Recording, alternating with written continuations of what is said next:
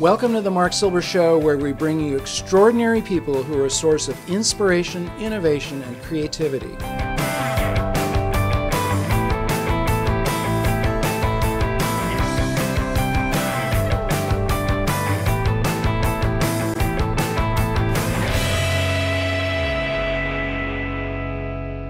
We're in San Jose at the Cinequest Film Festival at the premiere of Soul Surfer, a remarkable true story about Bethany Hamilton, who lost her arm in a shark attack and fought her way back to not only surf but to compete on the pro tour. Join us on the red carpet as we hear about this inspiring film. So Halfdan, how's the festival been going for you this year? It's a massive hit. Attendance is huge, and we talked about creating more than a film festival experience, stirring people's souls, bringing them memorable films, amazing innovations, and it's really paying off. People have been thrilled about learning about new people and cultures, 75 United States and world premieres, but more importantly, the artists and innovators coming here have really inspired people to change their lives. So very exciting Cinequest. So. And this year you have kind of a twist on the Maverick Award where you have Jeff Clark coming out, who I believe his dog was Maverick, as I recall. Yeah, it's really cool for us because the Maverick spirit, we picked it because it represented the best of the world of innovators, Silicon Valley, and the world of film. And of course, the surf world is very Maverick. Yes. And the Mavericks competition, was awesome. So the film tonight, Soul Surfer, is an inspiration, and it really tells the transformative story of a woman who's overcome some real challenges in her life and in the surf world, and it's an exciting movie. So to have Jeff Clark here to present our Life of a Maverick Award to Bethany Hamilton, the subject of the film, is really a thrill. Yeah, that's really nice. What would you say is the biggest message of the film itself? Well, I mean, there's kind of a lot of messages throughout the film, but for me, I just hope that seeing what our family went through. I mean, we live a humble life on Kauai. Like, all we do is just love surfing and love God, and then all of a sudden I lose my arm to a shark, and then just showing the struggles and hard times that we went through.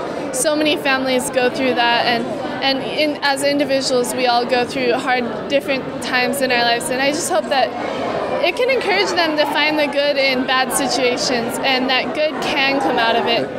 Now, did you really do your own doubles in this film? I did all the one-arm stunt surfing, so pretty much the second half of the movie is me, so I was stoked because I'm a pro surfer and that's my life, and I want to show people that I can still surf and rip, and a lot of people know I continued surfing, but they don't know that it's like my life, so yeah, it's exciting to... I mean, we got some really good surf, so it's exciting. Just surfing is such a beautiful sport, and I'm excited to share that part of with people. Sean, yes. So this is a big night for you. It is. This is so cool to be here at Cinequest. I'm very excited. Awesome. What do you think is the biggest message of the movie itself? For me, it was doing a film about inspiration. I want everybody who watches this film to walk out of the theater feeling, you know what, if I have a dream, if I have something I care about, I can do it. If Bethany can do it with what happened to her, we all should be able to, go after our dreams. No kidding. Yeah. You wrote the screenplay. I co-wrote the screenplay. Okay. Yes. What did you learn in the process of putting the screenplay together? Well, it was a huge process. We had Doug Schwartz, Debbie Schwartz, Michael Burke, and I wrote it, and we read the book. Bethany wrote this book called Soul Surfer, and it kind of detailed the facts. But what we did is we went over to Kauai and we interviewed the family, and we got more of the nitty-gritty, like how they really felt emotionally, what was going on in their lives, because this is a tragedy in their lives. They thought they almost lost their daughter. I mean, can you imagine? Unbelievable. It's like, I could not imagine my little boys just like the thought of this happening. But them coming together, and the first thing she wanted to do was go back and surf, which again is like, you want to surf after that?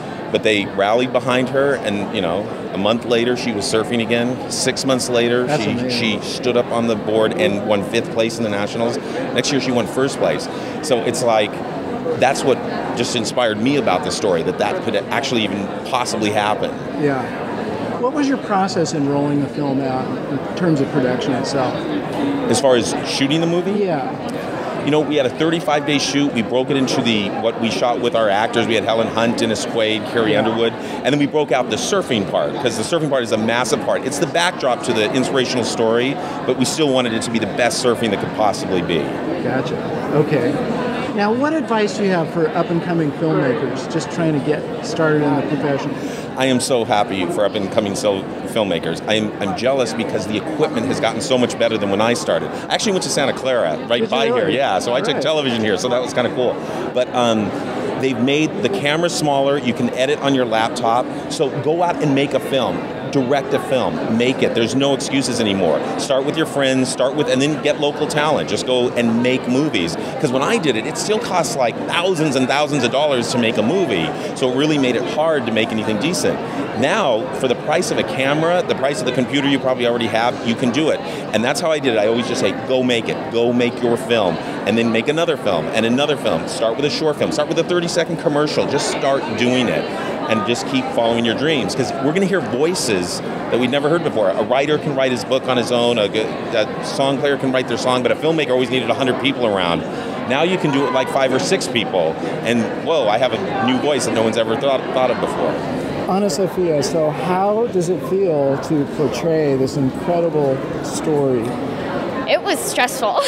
I wanted to do a good job for Bethany because she's not only do I admire her, but she's one of my good friends. So that was kind of a load on my shoulders. I wanted to be able to be her voice on set and, be able, if any dialogue came up or just kind of portraying her energy. It's, she's different from me and we're similar in a lot of ways, but I definitely think one thing that I did take from her is I have a new love for the I love getting out there. I love surfing. I'm not very good at it, but I just definitely want to get out on my longboard, even if I'm paddling out. There you go. That's what it's all about. I know, right? It's just soul surfing. What would you say the biggest message of the film is for you?